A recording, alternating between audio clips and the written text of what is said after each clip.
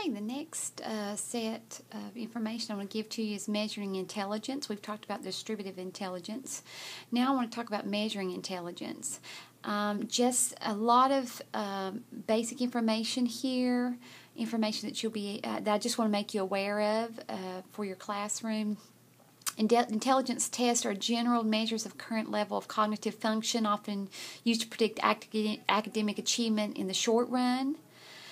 Some things to remember: scores on intelligence tests were originally calculated using a formula that involves division, hence they were called intelligence quotient scores or IQ scores. That's how the history of why it's called that. Although we still use the term IQ, intelligence test scores are no longer based on the old formula. Currently, they're determined by comparing a student's performance on a given test with performance of other kids in that same age group. Very much different. If I were you, I'd want to remember that for test purposes. It's no longer based on a formula. It's comparing you with other people your age. A score of 100 indicates average performance on the test. Students with this score have performed better than half of their age mates, but not as well as the other half, in other words. And then a student who scores within 15 points of 100, either below or above, is considered normal or average. Whatever normal is. Normal's irrelevant. It is considered average. So anywhere from 85 to 115 would be considered within the normal range. All right, so if we talk about IQ scores and school achievements, on average, children with higher IQ scores earn higher course grades, do better on standardized achievement tests, and complete more years of education. Not always, but that is the norm. 3 important points to keep in mind: intelligence doesn't necessarily cause achievement. It is simply correlated with it. I guess you've heard the term that so-and-so couldn't find themselves out of a box. You can be highly intelligent, yet not necessarily be a high achiever. I know that's probably hard for you to imagine, but it is true. The relationship between IQ scores and achievement is an imperfect one, with many exceptions to the rule. And third, and most importantly, we must remember that an IQ score simply reflects a child's performance on a particular test at a particular time, on a particular day, in a particular week. It's not a permanent characteristic etched in stone, and that change is to be expected over time, that you should see some change.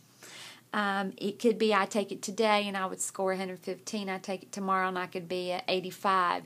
It's all relevant. Once again, it's based on how you answer a test on a certain day and how your feelings are. All right, so the nature, nurture, and the development of intelligence. Research tells us that heredity probably plays some role in intelligence. So when we talk about the federal government saying that all children will be, if you're teaching a 5th grade class, all children will be working on 5th grade level in that class come 2014. This is the reason I feel like it can't, among others. The heredity does play a part. And if you can only do so much, you can only do so much. That is not to say, however, that children inherit a single IQ gene that determines their intellectual ability. Rather, they probably inherit a variety of characteristics that in one way or another affect particular cognitive abilities and talents. It also could be according on how much experience in the world that the child has. Perhaps we take for granted going on a vacation, going to the beach, going to Niagara Falls, and we've got, when the teacher starts talking about sand or waterfalls, immediately we have that experience to where we can relate back to a waterfall that we've seen. We have to remember as teachers, not every child has that opportunity. Environmental factors influence intelligence as well, sometimes for the better and sometimes for the worse, as we all know in every situation. Poor nutrition in the early years of development leads to lower IQ scores, as does a mother's excessive use of alcohol during pregnancy. Either one of those can affect for a lifetime. I think when we talked about the different research studies, that's one of the descriptive questions that were asked. Moving a child from a neglectful, impoverished home environment to a more nurturing, stimulating can result in IQ gains of 15 points or more. And I read the research when I was reading through this, and there's a lot within the textbook as you're reading. You're going to see what I'm talking about, where perhaps a neglected child is taken in by someone who loves and and cares, and all of a sudden it's not that necessarily their IQ test, that they're slow or they've got special needs. It could be they've just not been exposed and no one's ever really cared and encouraged them. Effective are long-term intervention programs designed to help children acquire basic cognitive and academic skills. Even simply going to school has a positive effect on IQ scores. You're going to pick up something there, especially if you're in a home where there's not a lot of parent involvement. Anything at school is going to up your IQ score. Certain TV shows can up your IQ scores, as we talked about last week.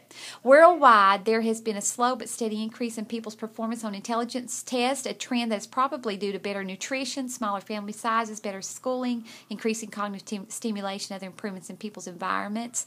We're getting them out more because we're having the smaller family sizes. We can, used to be, you were on a farm, and if you went anywhere, it was like you went to stay for the day or sometimes overnight even, according on how far away the next house was. So there has been a lot of increases in the intelligence test just because of the experience once again. So intelligence in the brain, intelligence, at least that aspect of intelligence that can be measured by IQ tests, does seem to have some basis in the brain. And I read this study, and it was in the book as well.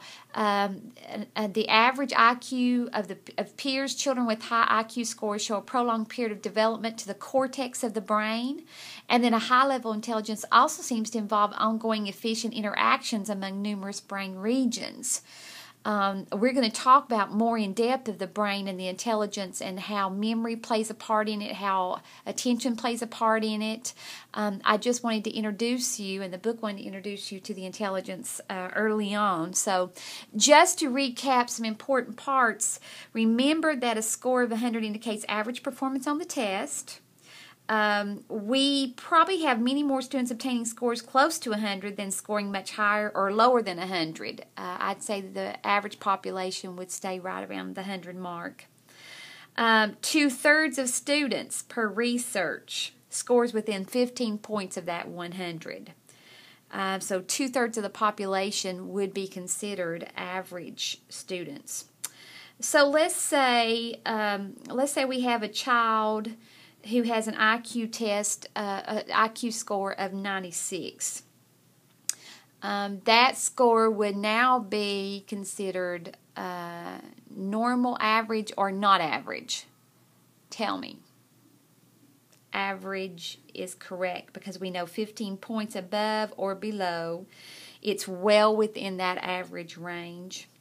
The other thing, intelligence tests are frequently used by school psychologists and other specialists because they're trying to identify students with special educational needs. Just for your thoughts and maybe for the test, I don't remember whether this is on the test or not, but that was the original purpose, was to identify students with special educational needs, and believe it or not, all these years later, it is still the main purpose today. That's the reason we do the IQ scores. Actually, we don't give IQ scores unless a student is being we don't give an IQ test unless students are being referred to special ed for some reason. After the intervention takes place and we've tried all we know as a classroom teacher, then we submit their names to be tested, and this is one of the first tests that they will do will be the IQ score. Just not something they do on everybody. Well, I thought just for fun, maybe you would like to take an IQ test. So there is a free one there. I took it. And so it doesn't take you very long. Make sure your mind is ready because it is kind of, as some of you no doubt will say, it's tricky. You're going to have to think about the answers. It's not just 3 times 2 equals 6. It's a little bit deeper and having to use some deep thoughts, critical thinking, analysis. Try it and see. And if you want to, you can share me the results. If you don't want to, I understand, but I'd be curious. All right, IQ testing.